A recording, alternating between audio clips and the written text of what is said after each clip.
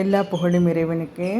நம்ம இன்றைக்கி பார்க்குறது அழுகின தக்காளி எலுமிச்சைப்பழத்தோல் வச்சு நம்ம எப்படி வீட்டுக்கு தேவையான ஒரு சூப்பரான லிக்விட் தயாரிக்கலான்னு பார்க்க போகிறோம். இங்கே பார்த்திங்கன்னா அப்படி நான் தயாரித்த ஒரு லிக்விடில் ஒரு நாள் ஃபுல்லாக அந்த படிக்கனை வந்து நான் ஊற வச்சுருந்தேன். ஒரு நாள் ஃபுல்லாக கழிச்சு நீங்கள் எடுத்துட்டு ஒரு சைடு மட்டும் ஊற வச்சுருக்கேன். அந்த பக்கம்னா கருப்பாக இருக்க சைடில் வந்து நான் ஊற வைக்கல. ஊற வச்ச சைடை மட்டும் பாருங்கள். இப்போ லைட்டாக ஒரு ப்ரெஷ் வச்சு நம்ம லைட்டாக இப்படி ப்ரெஷ் பண்ணாலே வந்து அது ஃபுல்லாக அதில் உள்ள அழுக்கு அவ்வளவும் போய் நல்லா ப்ளீச் ஆயிரும். பார்த்திங்கன்னா எவ்வளோ சூப்பராக இருக்குன்னு. நம்ம கஷ்டமே பட வேண்டாம், ஈஸியாக இதை சுத்தம் பண்ணிடலாம். நீங்கள் மறுபடியும் எத்தனை நாள் வேணாலும் மறுபடியும் நீங்கள் ஊற வைக்கலாம். இப்படி ப்ரெஷ் பண்ணிவிட்டு எடுத்துகிட்டு உங்களுக்கு இன்னும் போதில் இன்னும் ப்ளீச் ஆனால் மறுபடியும் அதே தண்ணியில் நீங்கள் ஃபுல்லாக ஊற வைக்கலாம். நீங்கள் எத்தனை வாட்டி ஊற வைக்கிங்களோ அத்தனை வாட்டி அது நல்லா ப்ளீச் ஆகி கிடைக்கும். அப்புறமா இதே மாதிரி லைட்டாக சோப்பு வச்சு லேசாக அலசிட்டு நீங்கள் எடுத்து யூஸ் பண்ணிக்கலாம். ரொம்பவே ஈஸியானது, ரொம்பவே செலவில்லாதது. எப்படி செய்யலான்னு பார்க்கலாம். இது எங்கள் பாட்டி காலத்தில் உள்ளது. 3 தலைமுறையாக எங்கள்கிட்ட இருக்கக்கூடிய படிக்கன். வெத்தலை மென்று துப்புவாங்கள்ல அந்த படிக்கன் தான். அது ஒரு ஃப்ளவர் வசாக மாற்றினான்னு தான் நாங்கள் இதை இப்போ எடுத்து க்ளீன் பண்ணிகிட்ருக்கோம்.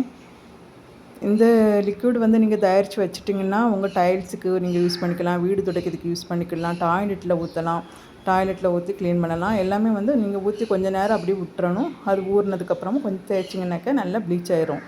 ரொம்பவே யூஸ்ஃபுல்லாக இருக்கும். நமக்கு வந்து ஒரு 10 ரூபா செலவுலையே நம்ம வந்து இதை தயாரிச்சிடலாம்.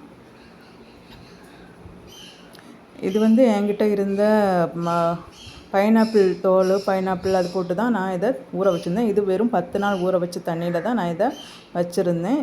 ஆனால் ஆல்ரெடி நம்ம 3 மாதம் வச்சோம்னா இதை விட நல்ல எஃபெக்ட் இருக்கும். இப்போ பார்த்திங்கன்னா அழுகின தக்காளி, வேஸ்ட்டான எலுமிச்சைத்தோல் இதை நான் எடுத்திருக்கேன். இப்போ நம்ம 3:1:10 அந்த ரேஷியோவில் தான் நம்ம எடுக்கணும். பார்த்திங்கன்னா நான் ஏற்கனவே 10 நாளாக ரெடி பண்ண பைனாப்பிள் எசன்ஸ் இதில் தான் நான் அந்த படிக்கனை ஊற வச்சு இப்போ சுத்தம் பண்ணி உங்கள்கிட்ட காமிச்சேன். இப்போ நீங்கள் தக்காளி வந்து ஒரு 1/2 கப்பு நீங்கள் தக்காளி நான் எடுத்திருக்கேன். அதுக்கு வந்து 1/4 கப்புக்கும் கம்மியாட்டு வந்து நாட்டு சக்கரை, அப்புறம் வந்து 10 மடங்கு தண்ணி. இப்போது 1/2 கப்பு தக்காளி, 1/4 கப்புக்கும் குறைவாட்டு வந்து நாட்டு சக்கரை, 5 கப்பு தண்ணி. ஏன்னா அரை வச்சு 10 மடங்கு பார்த்திங்கன்னா 5 கப்பு தண்ணி வரும். அப்படி எடுத்து ஒரு டப்பாவில் ஊற்றி நான் மிக்ஸ் பண்ணி அப்படி வச்சுருக்கேன். இதை டெய்லியும் நம்ம ஓப்பன் பண்ணி லைட்டாக மிக்ஸ் பண்ணி மட்டும் விட்டுக்கணும். 1 மாதத்துக்கு மட்டும் நீங்கள் டெய்லி எடுத்து ஓப்பன் பண்ணி மிக்ஸ் பண்ணி விட்டால் போதும். அதுக்கப்புறம் அப்படி விட்டுடலாம். 3 மாதம் கழித்து நீங்கள் அதை எடுத்து இப்படி வடிகட்டி நீங்கள் உங்களுக்கு தேவையான அளவுக்கு யூஸ் பண்ணிக்கலாம். இதில் வந்து லைட்டாக அந்த அழுகின ஸ்மெல் வரும். அதுக்கு நீங்கள் ஏதாவது ஒரு பர்ஃப்யூம் வந்து யூஸ் பண்ணிக்கலாம். அவ்வளோதான்.